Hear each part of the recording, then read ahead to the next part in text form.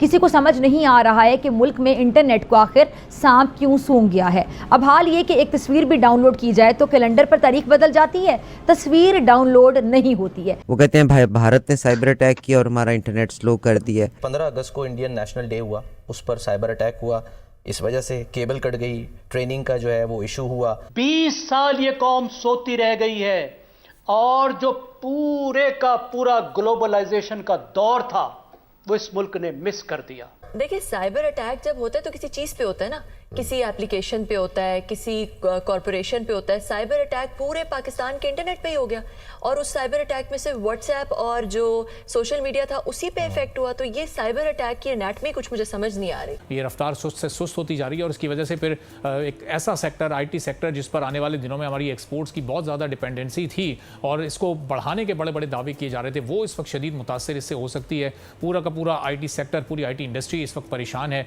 Election वाले दिन से लेकर आज तक मेरा इंटरनेट नहीं चल सका। देखिए, मसला ये है, मेरी नज़र में, मुझे जो अपने कुछ तजर्बे से समझ आती है बात, वो ये है कि हमें टेक्निकल चीज़ों की बहसियत कौम बहुत कम समझ है। दोस्तों नमस्कार, जय हिंद, आप सभी का बहुत बहुत स्वागत है। दोस्तों आजकल पाकिस्तानी मीडिया सुनने पर मुझे मूवी का एक सीन जो है वो याद आता है दिमाग में। जब एक बंदा रूम के अंदर आता है, रूम के गेट को बंद करता है, रूम के अंदर 4-5 लोग रहते हैं जो बदमाशियाँ कर रहे होते हैं, एंड देन फिर उनको दबा कर कूटता है, पूरा बिम बड़ाम चलता है, एंड देन फिर रूम बंद करके वापस बाहर निकल जाता है। कुछ यही हाल पाकिस्तान का और पाकिस्तानी पत्रकारों का इस वक्त हो चुका है। इंटरनेट बंद है, अगर पाकिस्तानी सड़क पर निकलते हैं तो उनको दबाकर कूटा जाता है, पाकिस्तानी पत्रकारों को उठा लिया जा रहा है, कहीं कोई पिट रहा है, कहीं कोई पिट रहा है, लेकिन किसी भी पाकिस्तान के पत्रकारों में आसिम मुन्नू का नाम लेने का हिम्मत नहीं है। मतलब ये कर कौन रहा है? मैं किसी पाकिस्तानी से पूछूं कि ये कर कौन रहा है तो सीधी सी बात है भाई, शहबाज शरीफ तो कर नहीं रहा ना, ये तो कर रहा है पाकिस्तान का आर्मी चीफ आसिम मुनीर। लेकिन किसी भी पाकिस्तानी पत्रकार में हिम्मत नहीं है कि वो आसिम मुनीर को डायरेक्टली बोल सके, पाकिस्तानी फौज का सीधा नाम ले सके। हालत ख़राब है इनकी। कल देखा आपने कल वाले वीडियो में कि पूरे इस्लामाबाद में, पूरे पंजाब में सेक्शन 144 लगा हुआ है। इमरान खान के कॉल पे कुछ लोग निकलने की कोशिश कर रहे थे, उनको दबा कर कूटा गया, दबा कर पीटा गया। इमरान खान अलग बंद है, लेकिन पाकिस्तानी अवाम जो कि अपने इंटरव्यू में कह रही होती है कि हम जज्बे वाली कौम हैं, इनका सारा जज्बा जो है इनके पीछे चला जा रहा है और पाकिस्तानी फ़ौज जो है इनके पीछे में उसी जज्बे के साथ में और भी कुछ अंदर घुसा दे रही है, लेकिन इनको समझ में नहीं आ रहा है। तो आइए बढ़ते हैं वीडियो में दोस्तों आगे और सुनते हैं इन पाकिस्तानी पत्रकारों को कि और क्या चल रहा है पाकिस्तान के अंदर में। सरकार की जानिब से मुख्तलिफ ज़राए से पहले बताया गया कि सोशल मीडिया पर डिजिटल दहशतगर्दी के खिलाफ ऑपरेशन फायरवॉल जारी है। सब ने कहा कि जी बहुत अच्छा, और फिर इंतजार करते रहे कि जी ये जो आतिशी दीवार है आखिर कब मुकम्मल होगी, लेकिन जाने कौन सी दीवार है कि जो मुकम्मल होने का नाम ही नहीं ले रही है। यकीनन बहुत ज्यादा वीपीएन के इस्तेमाल की वजह से 5-10% शायद इंटरनेट स्लो जरूर हो सकता होगा, मगर वो भी सिर्फ अगर आधा मुल्क वीपीएन इस्तेमाल कर रहा हो, जो हमें नहीं लगता कि आधा मुल्क कर रहा है। जो वजाहत में कह रहा था कि हमें ये लगता है कि जो सीडीएन्स हैं, कंटेंट डिलीवरी नेटवर्क जिनको कहते हैं, लोकल कैबिनेट के कंटेंट मीडिया के, वो पक्के बाईपास हो रहे हैं, जिसकी वजह से इंटरनेट स्लो हो रहा है। और हमारे ख्याल में वो इसीलिए बाईपास हो रहे हैं क्योंकि फायरवॉल का सिस्टम उनके साथ। ठीक है अली साहब, जब हम देखते हैं दुनिया के दूसरे ममालिक में तो इंटरनेट की स्पीड बड़ी तेज़ होती है, 5G के साथ दीगर टेक्नोलॉजी वो लोग एक्सप्लोर कर रहे हैं। हम अभी तक 4G पर ही काम कर रहे हैं और उसकी भी रफ्तार हम देख रहे हैं कि सुस्त होती जा रही है। तो ये इस सूरत हाल में फ्रीलांसर्स का और इस इंडस्ट्री से मुंसलिक लोगों का क्या मुस्तकबिल देख रहे हैं आप?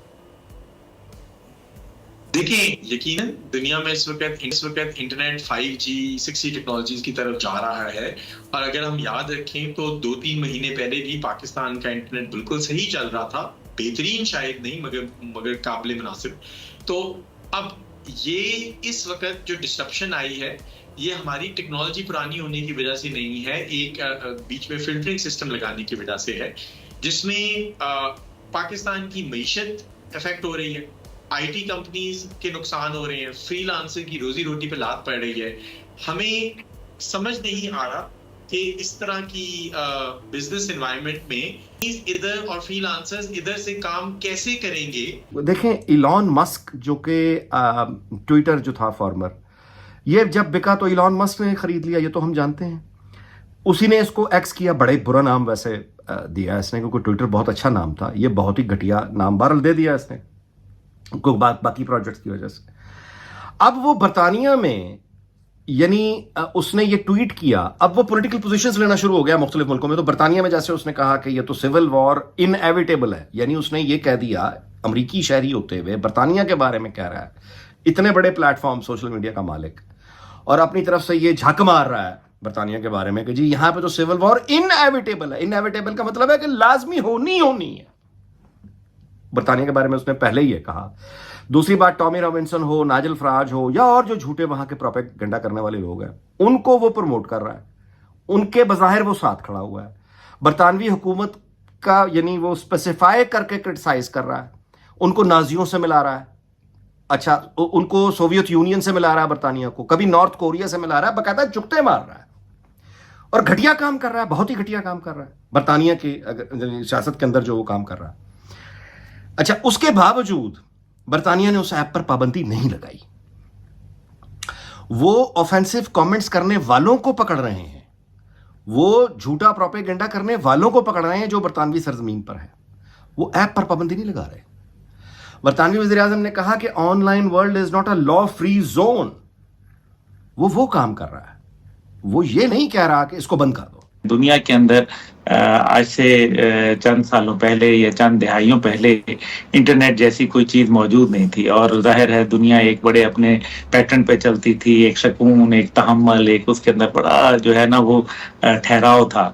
लेकिन अब दुनिया बहुत फास्ट हो गई है, इसके कुछ फ़ायदे और कुछ नुकसान दोनों मौजूद हैं। लेकिन जहाँ आपने जिनका जिक्र किया, जाहिर है तमाम ईबे और तमाम जो इलेक्ट्रॉनिक जो सिस्टम्स के ऊपर और इंटरनेट की बदौलत जो है कारोबार हो रहे हैं, उनको वाकई बहुत लॉस हो रहा है, मुश्किलात हो रही हैं। इस सिलसिले में मेरी आज आला हुकाम से जो टेलीकम्युनिकेशन से रिलेटेड हैं उनसे मुलाकात हुई थी। मैंने उनके पास जाके गोश गुजार किया कि जनाब इस हवाले से आपको कोई सीरियस इकदाम करने चाहिए, क्योंकि कश्मीर से लेके कराची तक जो है ये एक बहुत मनफी रुझान पाया जा रहा है।